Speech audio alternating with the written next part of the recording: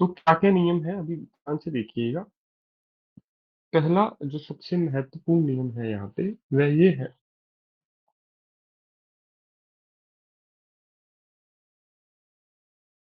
काल में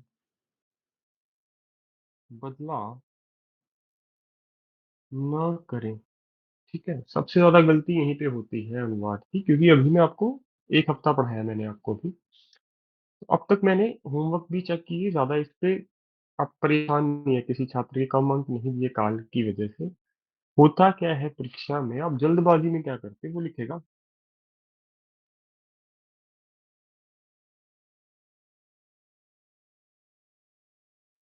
आई was studying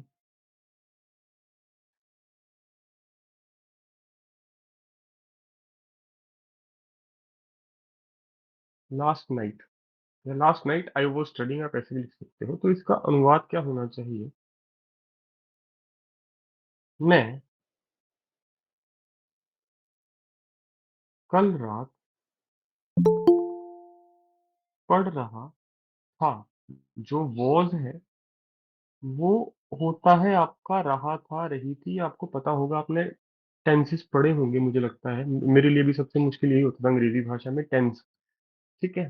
तो एक चीज़ का ध्यान रखना है आपने, यदि भूतकाल का वाक्य हो तो वो अनुवाद के बाद भूतकाल का वाक्य ही रहना चाहिए। जल्दबाज़ी में आप कभी-कभी क्या करते हो, हर वाक्य को वर्तमान में बदल देते हो। ये आम तौर पर होती है गलती कि आप हर वाक्य को वर्तमान काल में बदलते जा रहे हो। जैसे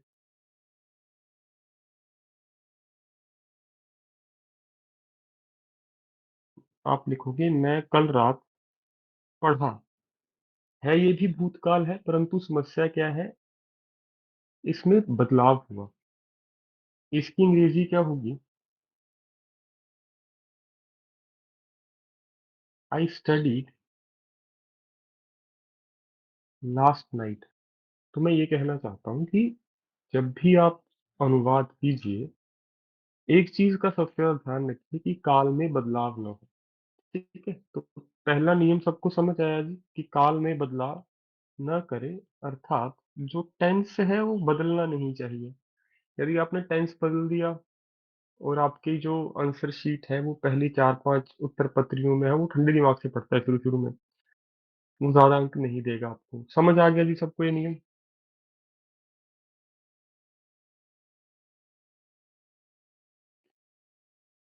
ठीक है? तो पहला नियम हो गया काल में बदलाव नहीं करना। दूसरा नियम है जी,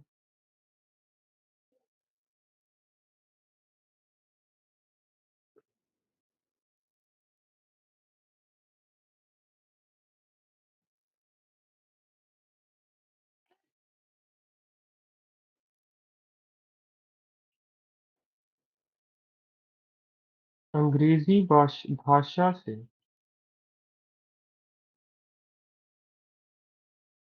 हिंदी भाषा में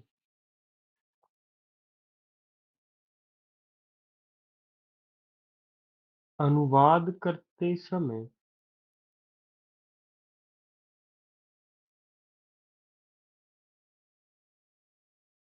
चिन्ह वैसे ही रहने दें। ठीक है? आपका एक जो साइन होता है ना, जैसे फुल स्टॉप को आप अंग्रेजी से हिंदी में बना देते हो, पूर्ण विराम कहते हो आप इसको। यदि प्रश्न चिन्ह है तो ये प्रश्न चिन्ह रह गया, विस्मयादि चिन्ह है, साइन ऑफ एक्सक्लेमेटरी रह गया। और एग्जाम प्रेशर में ये गलती बहुत ज्यादा होती है ये भी, कि आप चिन्ह जितने भी हैं उसको छोड़ने लग जाते हो धीरे धीरे धीरे। ये गलती मत कीजिएगा। और इसके साथ एक छोटा सा नियम ये भी है कि जो मैंने करवाया भी है, दो संज्ञा सर्वनाम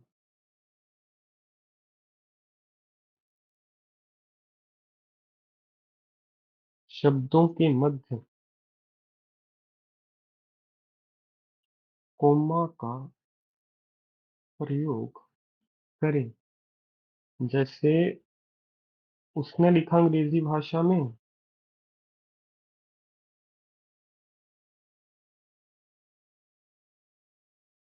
राम श्याम, और गलती से वो अंग्रेजी भाषा में कोमा लगाना भूल गया। श्याम मोहन किसी एक का नाम भी हो सकता है, कोई समस्या नहीं। उसके बाद लिखा सुनीता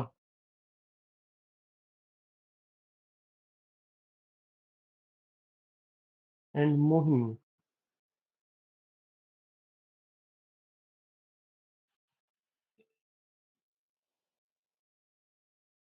स्टार्टेड प्लेइंग।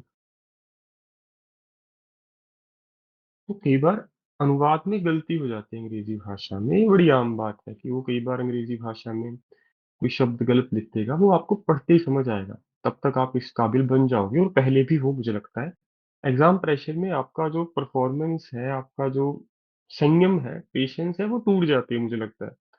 यदि आपको ऐसा लगे कि हाँ, श्याम मोहन किसी एक का नाम हो सकता है, कोई समस्या नहीं है, परंतु श्याम मोहन सुनीता किसी एक का नाम नहीं हो सकता, तो ये सारे क्या है, नाउन अंग्रेजी भाषा के। तो मैंने कहा इनमें कोमा जरूर लगाइए।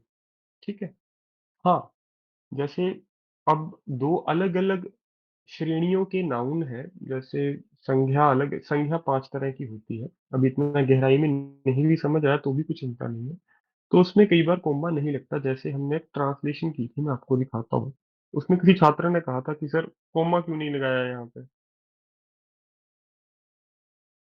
तो वो भी मैं आपको दिखाता हूँ। हाँ, ये देखिए, आप पढ़ पा रहे स्क्रीन पे कि विधान पालिका तथा न्यायपालिका ये शासन के दो मुख्य अंग हैं। ठीक है, तो उसने भी कोमा लगाया अंग्रेजी भाषा में। There are two main parts of the government, आर है तो है, legislature and judiciary. The parliament is the apex institution of the legislature and supreme court is the top most institution of the judiciary. अब यहाँ पे देखिए, दूसरी पंक्ति में कोई कोमा नहीं है। मैं आपको ऐसे समझाता हूँ। ये वाली जब आप पंक्ति देखेंगे, ये वाली लाइन देखेंगे अंग्रेजी भाषा में, आपको कोई कोमा दिख रहा है यहाँ पे? नहीं। ठीक है, अब जब हिंदी में अनुवाद करेंगे तो बच्चों के मन में क्या सवाल आता है कि सर संसद एवं विधान पालिका, ये दोनों नाउन है, इनके बीच कोमा की जरूरत है? नहीं है जी। कारण क्या है? यदि यहाँ पे दो इंसानों के नाम लिखे होते, प्रॉपर नाउन जिसको आप कहते हो, तो हिंदी में कहते हो आप इसको व्यक्तिवाचक संज्ञा। ठीक है, लोकसभा राज्यसभा लिखा होता, तब तो मैं बीच में कोमा लगाता।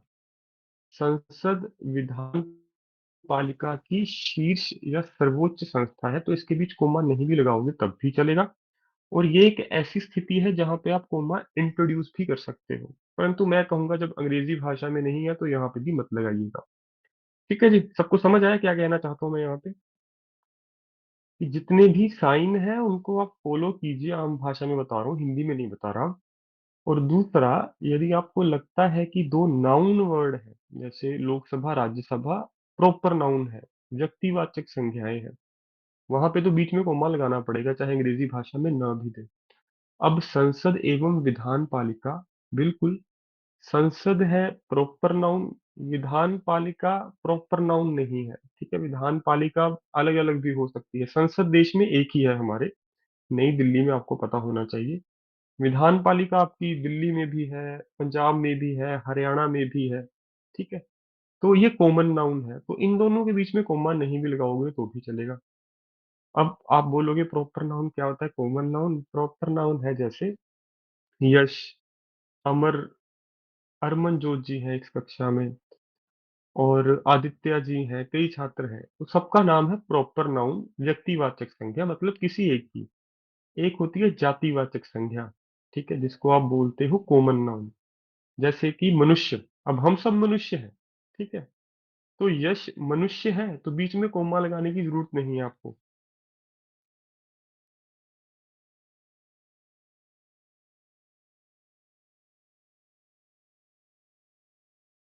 जबकि ये भी संज्ञा है, नाउन है, ये भी संज्ञा है। तो बेसिक रूल क्या है कि दो प्रॉपर नाउन के बीच में ही कोमा लगता है, या फिर दोनों कॉमन नाउन हो। ठीक है, जैसे पशु, पक्षी, और क्या है, जीव, ये सभी कॉमन नाउन है तो इनके बीच में कोमा लगा। परंतु यदि दो संज्ञा नाउन अलग अलग कैटेगरी के हो, बीच में कोमा ना भी लगाओ तो भी चलेगा। क्या समझ आया? मुश्किल लगा तब भी बता दो तो मैं उसका ट्रिक बताऊंगा आपको कि जैसे अंग्रेजी भाषा में कोमा नहीं है, मत लगाओ हिंदी भाषा में, और जहाँ पे लगाने की जरूरत हुई आपको देखते ही पता चलेगा कि ये दो व्यक्तिवाचक संज्ञाएं हैं, यहाँ पे लगाना ही पड़ेगा कॉमा। बताइए। तो यही एक डाउट होता है जो साइन होते हैं, चिन्ह होते हैं उनमें छात्रों का। और यदि ये समझ आया तो आपको ज्यादा समस्या नहीं आएगी परीक्षा में। बताइए जी। इसका प्रश्न हो पूछ भी सकते हो, कोई चिंता का विषय नहीं है तो। सर तीसरा सबसे। बता ही हाँ दो, जी। ट्रिक क्या भी मैम बताइए। याद रखने की कि। ट्रिक ये है मैम कि जितने अंग्रेजी भाषा में कोमाज है ना, उतने ही हिंदी में लगाओ बस। एक्स्ट्रा कुछ मत करो। ठीक मैं है ये सर। कहना चाहता हूँ एक्स्ट्रा लगाने से अच्छा है ना ही लगाओ, तब बच जाओगे। यदि बिना मतलब का लगा दिया फिर उसका ध्यान जाएगा कि यार ये कहाँ से आ गया। जी जी जी बिल्कुल। Thank you sir. अभिनंदन जी। तीसरा नियम है जी, ये आपको याद होगा, हमने पहली ट्रांसलेशन की थी, आज भी वही करेंगे कि एक उसमें था कि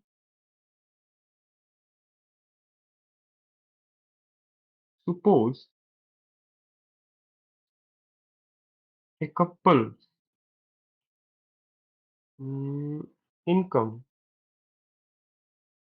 suppose A couples income is, शायद 22 रख लो, पर मंथ। इसका अनुवाद होगा, मान लीजिए, सपोज को बोलते हो, मान लीजिए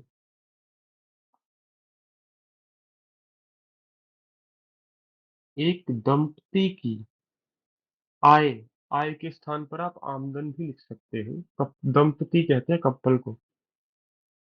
अब यहाँ पे कुछ छात्र ऐसे थे,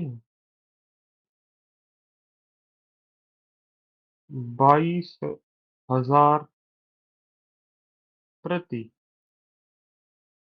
महीना है। यदि कोई नंबर दिया हो ना, तो उसको नंबर ही रहने दो। ये याद रखिएगा, उसको हिंदी में लिखने की कोई आवश्यकता नहीं है। यदि आप हिंदी में लिखते हो तो पढ़ने वाले को क्या लगता है कि आपने वो नंबर ही छोड़ दिया जल्दबाजी में। ठीक है, या फिर लिखने में त्रुटि होने की संभावना ज्यादा है। तो यहाँ पे आप लिख सकते हो, नियम क्या है,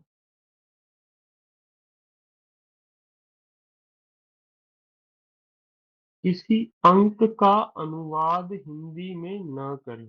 हाँ, यदि आपको हिंदी भाषा की गिनती आती है, ऐसे होता है आपका 22,000, तो आप ऐसे लिख सकते हो। ठीक है, वो ज्यादा अच्छा है, परंतु उसको लिखो मत शब्दों में। तो किसी अंक का अनुवाद हिंदी शब्दों में न करें, ये बहुत बड़ी गलती मानी जाती है ये। ठीक है, तो जो शिक्षक है उसको क्या लगता है कि आप ज्यादा करने की कोशिश में हैं, और जो ज्यादा करेगा उसका नुकसान ही होगा वहां पे। ठीक है, जैसे मान लीजिए आप एक पहाड़ी की चोटी पर है, थोड़े से डरे हुए हैं, परेशान हैं। अगर चोटी पे बैठ के भी ज्यादा मेहनत की कोशिश करोगे तो नीचे गिर जाओगे।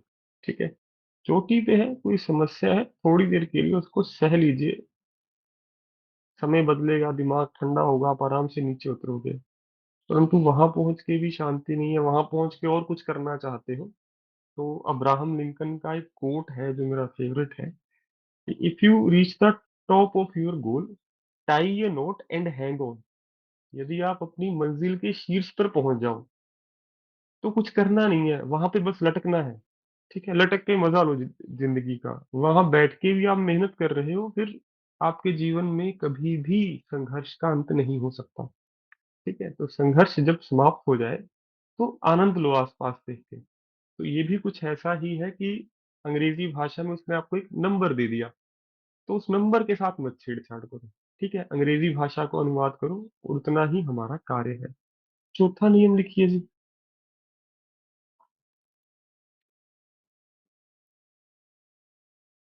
तो हमने एक लिखा जी, काल में बदलाव, चिन्ह जितने भी हैं। उसके बाद एक ये भी था, संख्या शब्दों सर्वनाम शब्दों के मध्य अंक को अंक रहने दे, अनुवाद ना करें। चौथा नियम है जी,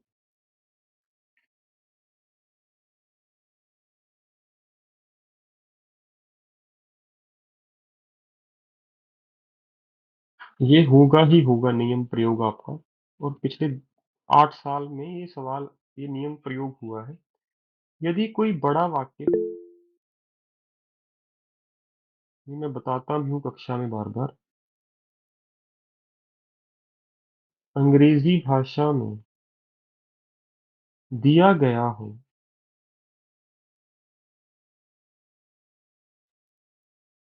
तो उसे उपवाक्यों में विभाजित कर लें, मतलब तोड़ लें।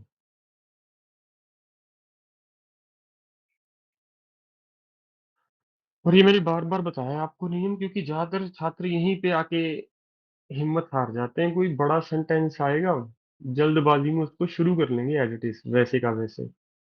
करते करते समझ आएगा कि ये अशुद्ध हो गया मुझसे। जब भी कोई बड़ा सेंटेंस आए उसको सब सेंटेंसेस में तोड़ ले। और हमने कक्षा में ये कई बार की है चीज, कि बड़ी पंक्ति आई, 3 4 पंक्तियों की एक ही पंक्ति में आपको दिखा भी देता हूँ ऐसा कुछ। ये तो मैंने आपको होमवर्क दिया था। हाँ, दे देखिए जी।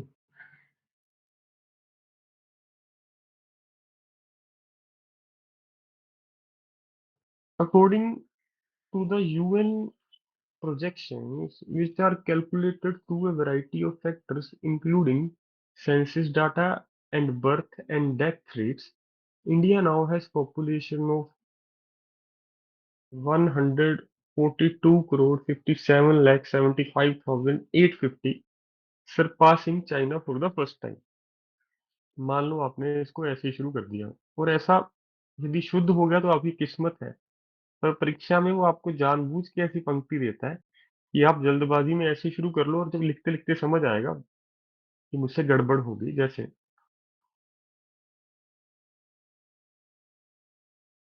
अब इसको एज इट इज लिखते हैं ऐसे ही। तो पहले हमारा सब सेंटेंस बनेगा यहाँ तक, दूसरा बनेगा यहाँ तक बिल्कुल जी, तीसरा बनेगा यहाँ तक। तो इसमें मैंने 5 सब सेंटेंस निकाल लिए एक सेंटेंस से, 5 उपवाक्य निकाल लिए एक वाक्य से। तो हमेशा जरूरी नहीं है आप इसको सीक्वेंस में ही सॉल्व करो, कोशिश करो।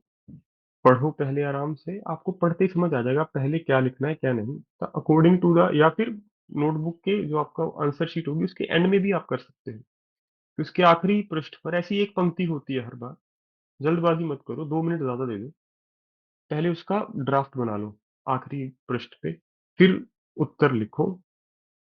मन में भी आत्मविश्वास भर जाएगा ठीक लिख के। और वरना होगा क्या, पहले प्रश्न में गलती कर दी, फिर आपका मन थोड़ा सा खट्टा सा हो जाता है कि नहीं यार, इतनी बड़ी गलती मुझसे नहीं होनी चाहिए थी। कटिंग हो गई फिर तो मैं कहूंगा कि कम संभावना है आप 12 से ज्यादा अंक ले पाओ। कटिंग से बचना है आपको।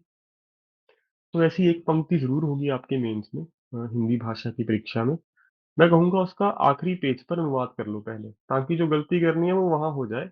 और आप अपने आखिरी पेजेस पे रफ वर्क कर सकते हो, उसमें कोई बुराई नहीं होती मेंस में। मुझे लगता है आपको पता है ये चीज। ठीक है, तो संयुक्त राष्ट्र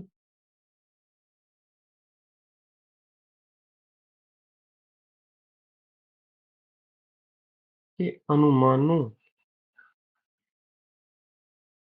अनुसार, which are calculated through a variety of factors including data and birth and death rate। अब मैं इसको नीचे लिख रहा हूँ,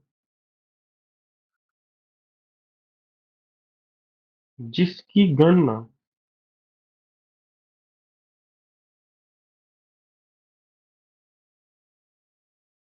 विभिन्न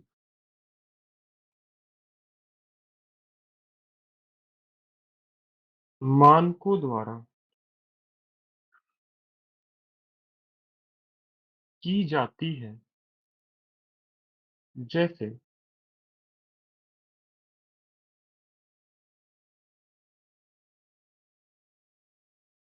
जनसंख्या आंकड़े तथा जन्म एवं मृत्यु दर, comma, India has now population of इतनी, भारत की वर्तमान जनसंख्या, अंक को अंक रहने दिया,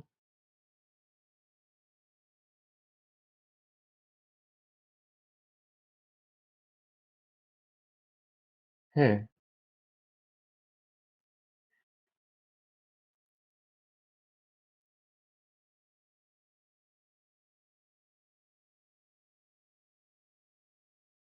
पहली बार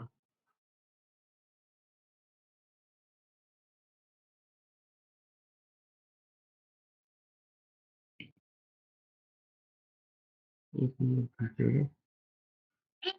पहली बार चीन को पछाड़ चुकी है। तो अब देखिए मैंने आखिरी पृष्ठ पे आखिरी पेज पे मान लीजिए ऐसे लिख लिया इसको। तो अब देख के मुझे समझ आएगा कि अगर मैं इसको ऐसे लिख देता ना मेंस में तो ये गलत होती पंक्ति। ये संयुक्त राष्ट्र के अनुमानानुसार अगर साथ साथ लिखा होता जिसकी गणना विभिन्न मानकों द्वारा की जाती है, जैसे जनसंख्या आंकड़े तथा जन्म एवं मृत्यु दर, भारत की वर्तमान जनसंख्या इतनी है, पहली बार चीन को पछाड़ चुकी है। तो ये पढ़ने में कुछ अच्छा नहीं लग रहा, अगर इसको कंटिन्यूटी में पढ़े लगातार पढ़े तो इसको कैसे बनाया जा सकता है। अब देखिए ये समझ आएगा परीक्षा में भी कि भारत की वर्तमान जनसंख्या इतनी है जिसकी गणना विभिन्न मानकों के अनुसार, लिख के देता हूँ आपको, लिख के ज्यादा समझ समझ आएगा। अब इसको कंटिन्यूटी में कैसे लिखेंगे।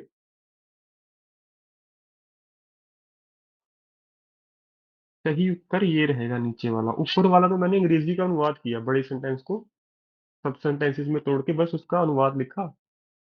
अब इसका अच्छा एक पढ़ने वाला स्पष्ट उत्तर कैसा होगा।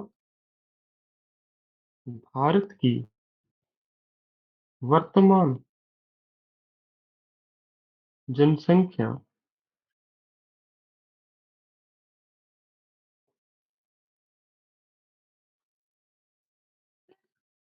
850 है,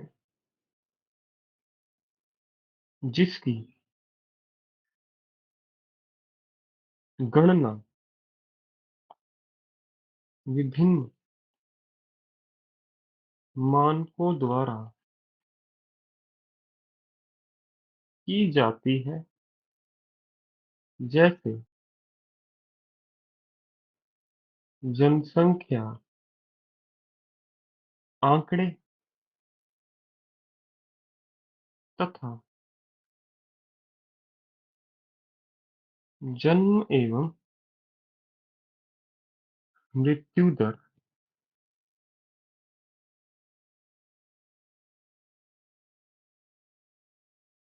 संयुक्त राष्ट्र के अनुसार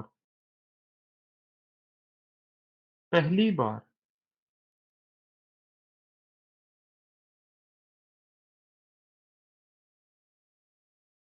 भारत की जनसंख्या चीन को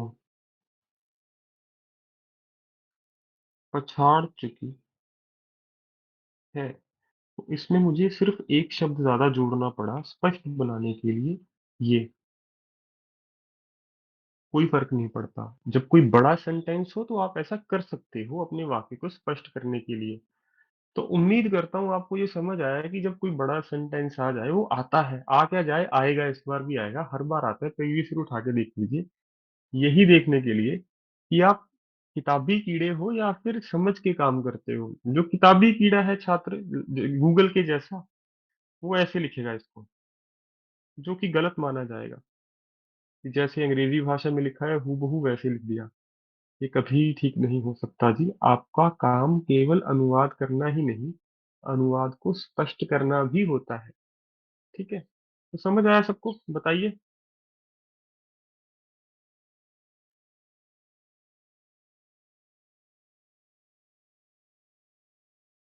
कोई प्रश्न है तो पूछ लीजिए।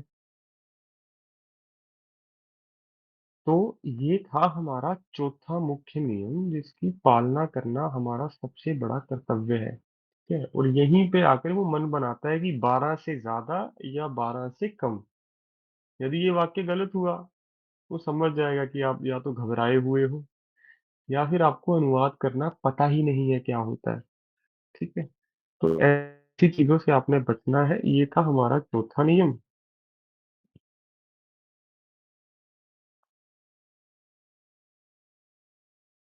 पांचवा और आखिरी नियम है जी यहाँ पे। ये गोल्डन रूल है जी मेरे जीवन का। यदि किसी शब्द का अनुवाद नहीं पता तो खाली स्थान छोड़ दें।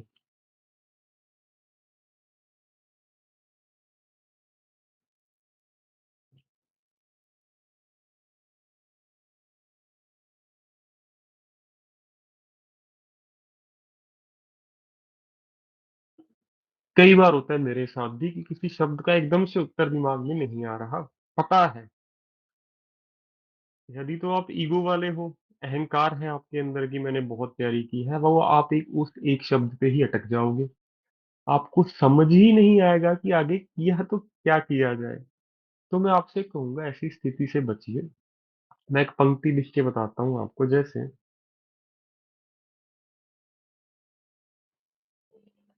Disguised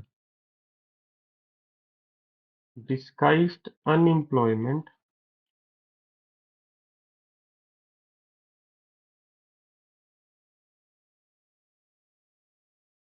can be seen in rural areas. अब मान लो ये एक पंक्ति लिखी है, मैं हमने किया भी है इसका उत्तर। डिस्गाइज्ड का अर्थ आपको याद होना चाहिए, यदि आपने मेरे साथ कक्षा लगाई थी, कोई चिंता नहीं। तो ये आ गया, मुझे डिस्गाइज्ड का अर्थ नहीं पता पूरे अनुवाद में, जबकि बाकी सारा मेरा ठीक चल रहा है। ईगो है, अहंकार है आपके अंदर की मैंने बहुत पढ़ाई की है, फंस जाओगे। डिसगाइज्ड को सोचने बैठोगे, और पेपर में सबसे बड़ी परेशानी क्या होती है परीक्षा में, कि आपको पता नहीं चलता कि समय कब चला गया आपके हाथ से। यदि आप सोचने बैठ जाओ, ओवर थिंकिंग करने बैठ जाओ, तो चिंता नहीं करनी। बस मुझे यही नहीं पता डिसगाइज्ड क्या है, बाकी तो सब पता है ना। तो उस वक्त क्या कीजिए, उस समय क्या कीजिए। आपने अंडरलाइन नहीं करना, वहां पे बता रहा हूँ, इतनी सी जगह छोड़ी। बाकी तो आपको पता है ना कैसे लिखना है।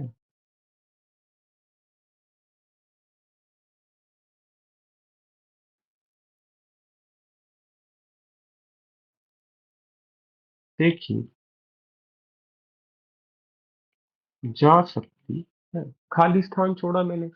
और यदि परीक्षा मैंने 2 सवा 2 घंटे में समाप्त कर ली, वापिस आके इसको दोबारा कर लेंगे। और यदि इसी शब्द पे आपने दिमाग खराब कर लिया अपना, तो व्याकरण भूल जाओगे आप। ना आपके शुद्ध शुद्ध ठीक होंगे, वाक्य शुद्धि में भी गलतियां करोगे, निबंध में भी आपको यही टेंशन रहेगी कि यार क्या था क्या था। कोई चिंता नहीं करनी, जीवन का एक नियम है, हर चीज समय पे होती है। ठीक है, उस पे यकीन, उस पे विश्वास रखिए। खाली स्थान छोड़ दीजिए, और आप देखोगे यदि आप इसकी चिंता नहीं ना करोगे, ये शब्द स्वयं आपके पास चल के आएगा। जब आप कुछ और कर रहे होगे आपका ध्यान बटाने के लिए, फिर आके लिख दो उसको, फिर दोबारा से वही काम शुरू कर लो। और जीवन में भी ऐसा ही होता है, कई बार आप किसी चीज का उत्तर ढूंढ रहे होते हो, वो उस समय नहीं मिलता। पर जब आप कोई और काम कर रहे होते हो तो फिर आपको होता है यार अच्छा उसका तो ये उत्तर था। और मेंस में भी ऐसे ही होता है, उस वक्त नर्वसनेस होती है, उस वक्त सोचते हो यार इसका क्या उत्तर है। एग्जाम सेंटर से बाहर आते ही आपको सब याद आ जाता है, जैसे किसी ने मंत्र फूक दिया हो आपके ऊपर। ठीक है, फिर आप कहते हो किसी ने मेरे ऊपर जादू किया होगा। ऐसा कुछ नहीं होता, ये जीवन का सत्य है। ठीक है, हमारे पास एक ही कॉन्शियसनेस है, वो एक समय पे एक ही काम कर सकती है। ठीक है, रावण के पास 10 सिर थे, वो 10 कॉन्शियस थे उसके, ठीक है। 10 सर नहीं थे, जो मैं समझ पा रहा हूँ, जो मुझे लगता है। तो मनुष्य की यही कमजोरी है सबसे बड़ी। मनुष्य की सबसे बड़ी यदि देखोगे तो ये है कि आप एक समय पे एक चीज ही सोच सकते हो। दो नाव में पाँव रखोगे, डूबोगे ही डूबोगे। और ऐसा ही होता है परीक्षा में। पहले तो क्वेश्चन पेपर पढ़ लिया सारा, उसमें से जो जो नहीं आता वो सारा दिमाग में वही चल रहा है। जो आता है उस पर आपको कोई चिंता नहीं है, जो नहीं आता आप उसी का ध्यान देते हो। तो परीक्षा में यही करना है। शब्द नहीं पता, छोड़ दो, आगे जाके हो जाएगा। तो ये 5 नियम है जिसको आप गोल्डन रूल्स, मुख्य नियम कह सकते हो भाषा की परीक्षा में। अनुवाद में इन पांचों नियमों की पालना करोगे, आपके अच्छे अंक आएंगे जी। ठीक है। और शायद आपने यदि पहली बार कक्षा लगा रहे हो तो नियम पहले कभी पढ़े ही नहीं होंगे कि अनुवाद के भी कोई नियम होते हैं। तो ये हम अनुभव के साथ चीजें सीखते हैं, एक्सपीरियंस के साथ। क्योंकि मैं भी हर बार आपके सामने नया अनुवाद लिखता हूँ, तो ऐसे आप अच्छे अंक प्राप्त कर पाओगे। तो एक अनुवाद करते हैं इन सारे नियमों पे चलते हुए, जिस पे ये सारे लग जाएं। ये वाला, इसका उत्तर भी नहीं लिखा है।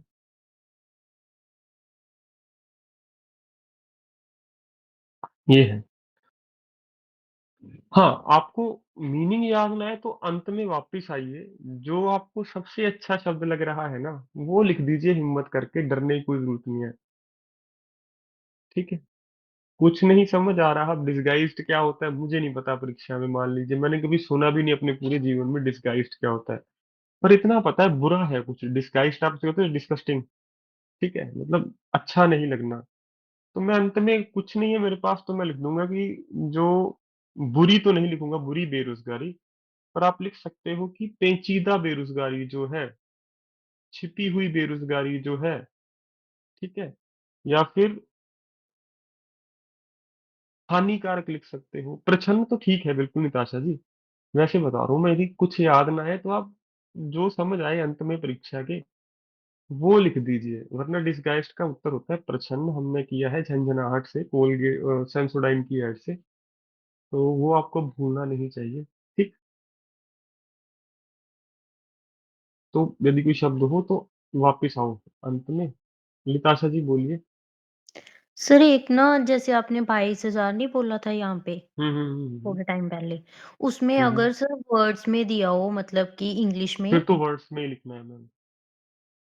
फिर ओके उसको सर। नंबर में नहीं लिख सकते आप। बिल्कुल सही प्रश्न है आपका। यदि लिखा हो 22,000 तब आपको लिखना ही पड़ेगा जी। ट्वेंटी ठीक है। फाइव लिखा हो तो 25 से 1.5 गुना लिखना ही पड़ेगा। ठीक है। वही है। आप उन चीज को क्या कहते हैं, रिवर्स इज नॉट पॉसिबल। जैसा है वैसा ही रहने दो। ठीक। तो अब इसका उत्तर करते हैं। मैं सारी नियम इस पे लगाऊंगा, जल्दी जल्दी करेंगे, ज्यादा समय आपसे आपसे नहीं लूंगा जी। तो क्या है जी, यहाँ से करते हैं इसको आधा आधा करके। और आपको आदत हो जाएगी सब पे।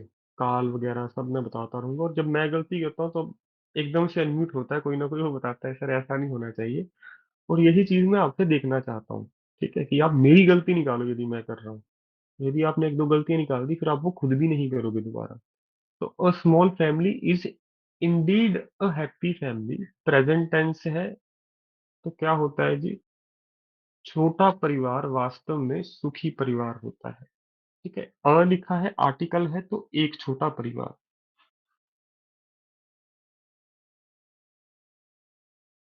एक छोटा परिवार।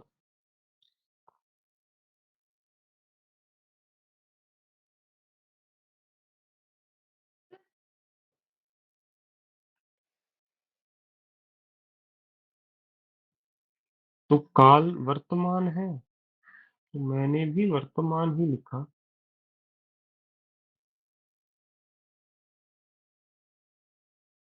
दो बार आर्टिकल लगा है ना, ए। दो बार मैंने एक लिखा। एक छोटा परिवार वास्तव में एक सुखी परिवार होता है। यदि आप इतनी गहराई से चीजों को समझ पा रहे हो फिर आपके लिए कोई समस्या नहीं आ सकती परीक्षा में। मैं इसकी बात कर रहा था। ये देखो, ए दो बार लिखा है उसमें, मैंने भी एक दो बार लिखा। वरना दो बार नहीं लिखोगे, एक बार भी लिखोगे तब भी आपका काम चल जाएगा। ठीक है। It is mainly because in these days of high prices it is very difficult to support a large family. एक बीच में कोमा है, मतलब दो सब सेंटेंस है।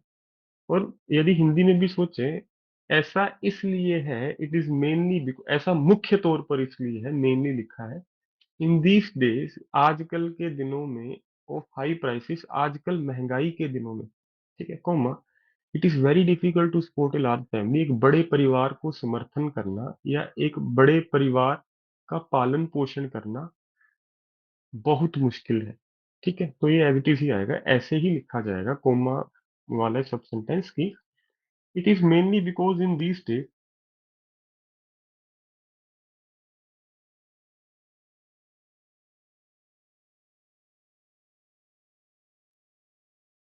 आजकल,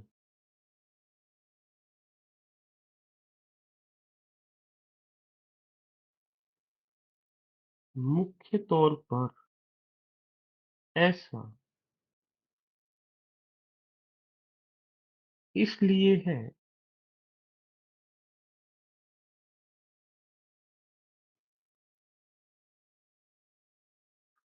it is very difficult to support a large family. अब ऊपर वाला बिकॉज मैं लिखूंगा यहाँ पे, क्योंकि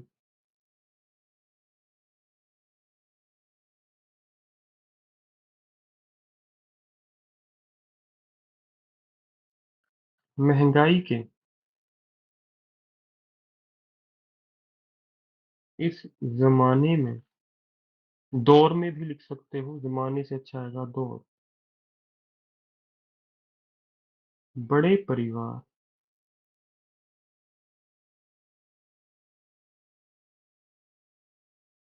को समर्थन करना या फिर बड़े परिवार का पालन पोषण करना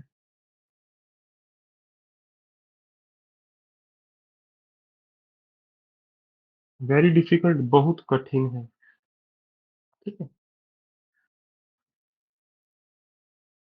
और आप एक चीज का ध्यान रखिएगा, जैसे मैंने यहाँ पर दो शब्द लिखे हैं ना, आप एग्जाम में एक ही लिखोगे, गलती से दो मत लिख देना, वो गलत माना जाता है। ठीक है, एक लिखो जो आपको अच्छा लग रहा है, चाहे पालन पोषण लिख लो, चाहे समर्थन करें। ठीक है, दिस मीन्स मोर एक्सपेंसिव, इसका अर्थ है और अधिक खर्च। तो ये तो पास्ट प्रेजेंट में ही चल रहा है बड़े आराम से, नहीं है ना? नहीं, इसके बाद है ईच, माफ कीजिएगा, each member of the family requires food, clothing, education and accommodation. परिवार के हर सदस्य को,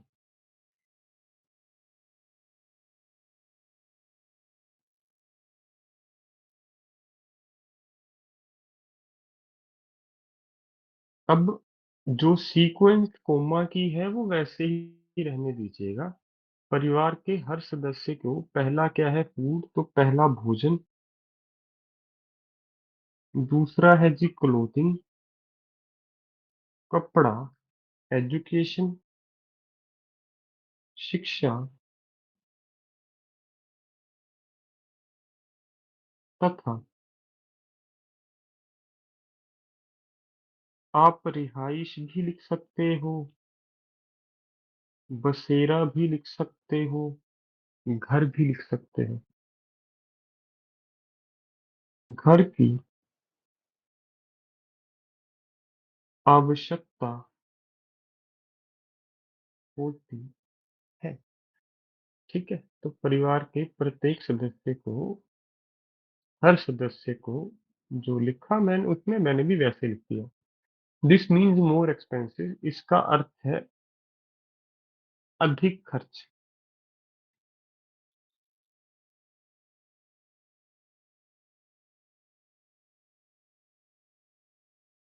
यदि आपने ऐसे लिखा तो ये गलत है जी वाक्य, क्योंकि एक नियम है हिंदी भाषा में, है जो है वो अंत में होना चाहिए, पता है ना सबको, है, था, गा, गे, गी। तो इसका क्या बनेगा, इसका अर्थ अधिक खर्च है। ठीक है, जिसका अर्थ, इसका या जिसका जो मर्जी लिखो,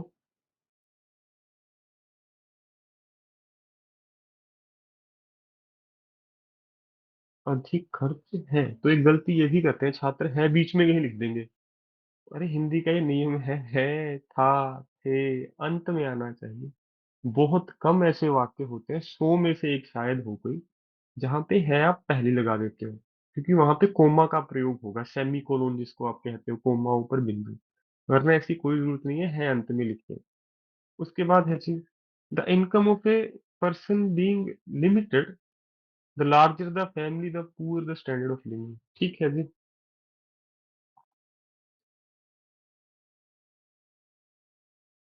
अ पर्सन बीइंग है एक व्यक्ति की आय सीमित है, एक व्यक्ति की आय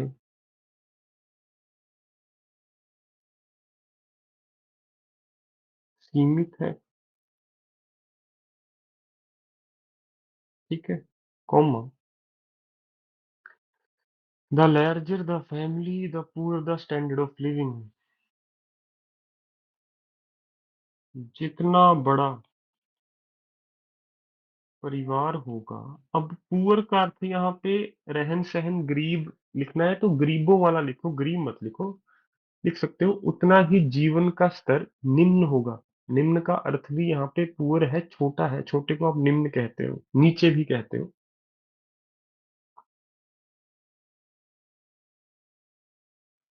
उतना ही, अरे एक मिनट, उतना ही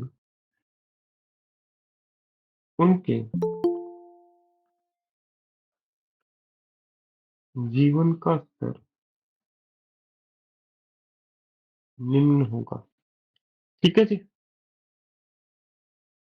बताइए, सबको समझ आया? एक सेकंड दीजिए, घर से कोई शायद संदेश है। हाँ जी। हाँ, हाँ,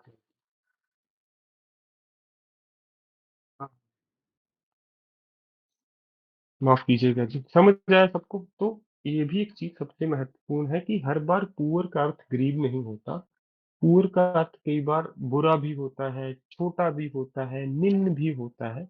तो वाक्य में यदि आप यहाँ पे लिखते उनके जीवन का स्तर गरीब होगा, ऐसा कई छात्रों ने होमवर्क में लिखा था जब पहली कक्षा हुई थी, तब ये वाक्य कभी भी शुद्ध नहीं माना जाएगा। जीवन का स्तर गरीब नहीं हो सकता, छोटा हो सकता है, दयनीय लिख सकते हो आप पुअर को यहाँ पे। दयनीय होता है दया योग्य। ठीक है, जिसपे दया है आपको। तो समझे कि, बताइए।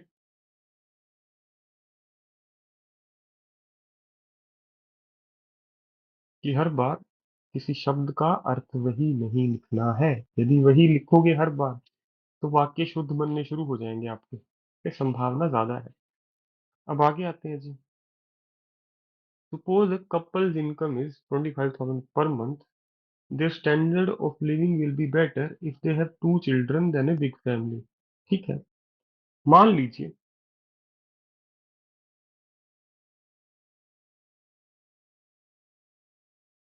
एक, अब कपल को आप पति पत्नी भी लिख सकते हो, जरूरी नहीं है दंपति लिखना है, जोड़ा भी लिख सकते हो। ठीक है, तो कपल का शब्द नहीं पता, इतना तो पता है ना, पति पत्नी की बात कर रहे हैं, तभी तो उनके दो बच्चे होंगे। ठीक है, तो मान लीजिए एक,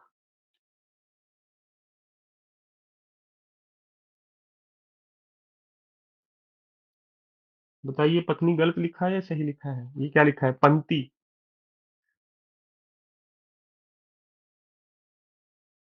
पति पत्नी की मासिक आय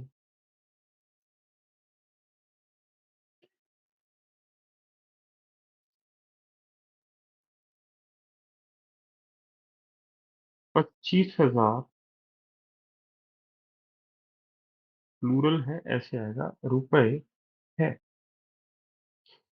इस पंक्ति को आप तीन तरीकों से लिख सकते हो। मान लीजिए एक दंपति की आय 25,000 प्रति महीना है, तो मासिक आय को आप बाद में भी लिख सकते हो, 25,000 के पहले भी लिख सकते हो। मासिक आय होता है मंथली इनकम, प्रति महीना भी पर मंथ ही होता है। ठीक है, तो उसमें लिखने से कोई फर्क नहीं पड़ने वाला, अर्थ वही रहेगा। Their standard of living will be better if they have two children than a big family.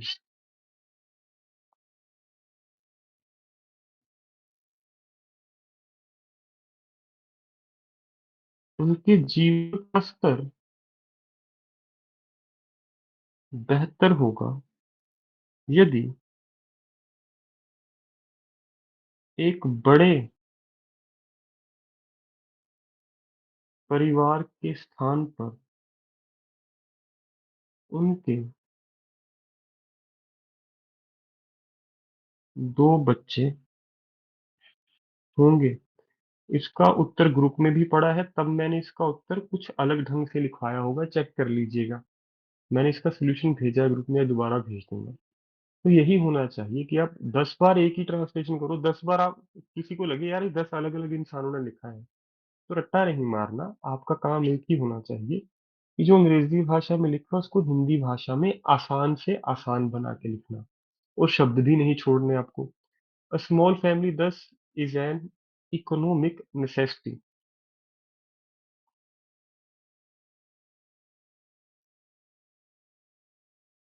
इसलिए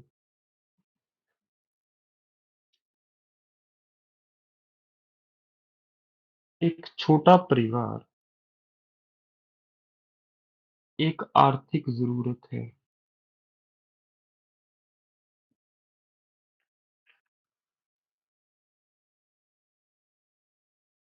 जरूरत के स्थान पर आप आवश्यकता भी लिख सकते हो, कोई बात नहीं। आवश्यकता एक बार पहले लिख चुका हूँ, तो इस पर मैंने जरूरत लिख दिया।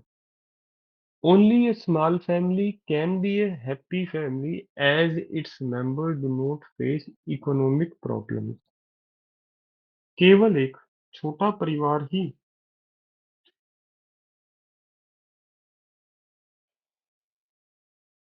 मैंने गलती करनी है जानबूझकर। यहाँ पे मुझे लिखना चाहिए था एक सुखी परिवार, क्योंकि 2 बार आर्टिकल लगा है ए। कोई चिंता नहीं, अब रह भी गया तो कई बच्चे क्या करते हैं, ये मेंस में ऐसी कोई हरकत मत करना गलती से। जज बनना है आपको, ठीक है। अरे ऐसी छोटी मोटी त्रुटि रह भी गई, उससे वाक्य को कोई फर्क नहीं पड़ने वाला। बड़ा छूट गया तो छूट गया, कोई बुराई नहीं है, ठीक लिखा है ये भी, ठीक है। उसको लिखने से आपको ज्यादा अंक नहीं प्राप्त होंगे, उल्टा कम हो जाएंगे। तो यदि कोई आर्टिकल मिस भी हो जाए अंग्रेजी भाषा का, कोई चिंता नहीं है, परंतु कोशिश कीजिए लिखा जाए, ठीक है। केवल एक छोटा परिवार ही, अब यहाँ पे एक सुखी परिवार लिखना था, तो बाद में ये स्मार्टनेस मत दिखाइएगा वहां पे कि सुखी परिवार हो सकता है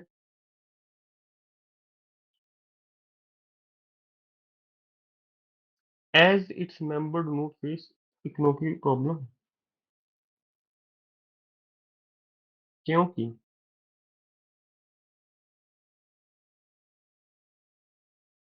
इसके सदस्य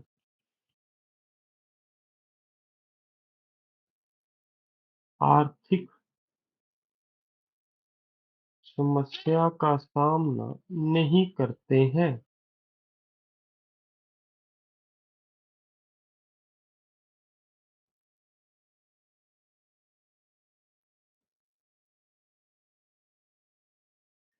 it can have a decent standard of living.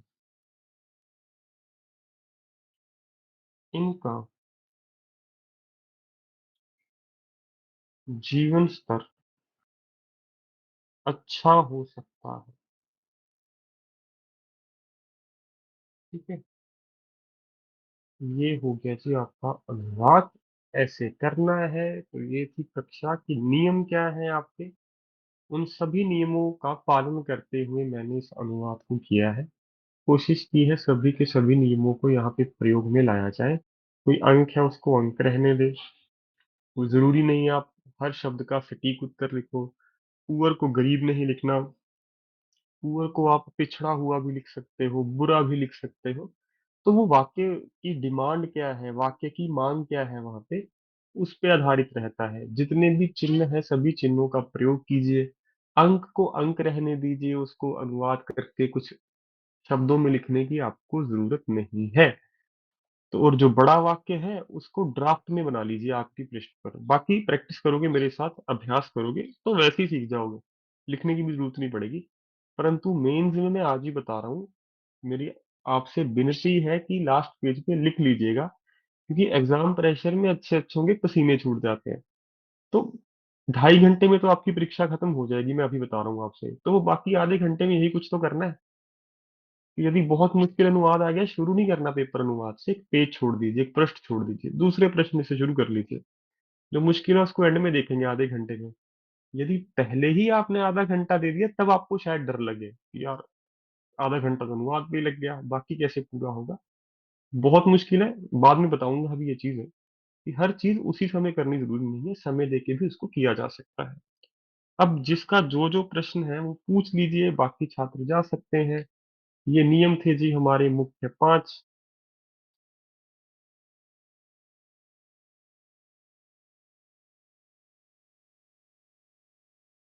अभिनंदन जी, बहुत बहुत अभिनंदन सभी छात्रों का। आपका दिन शुभ रहे जी सभी का।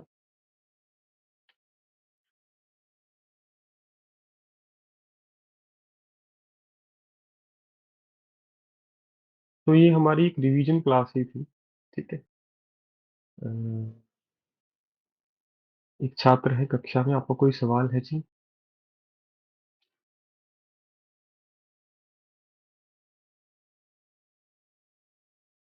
नहीं।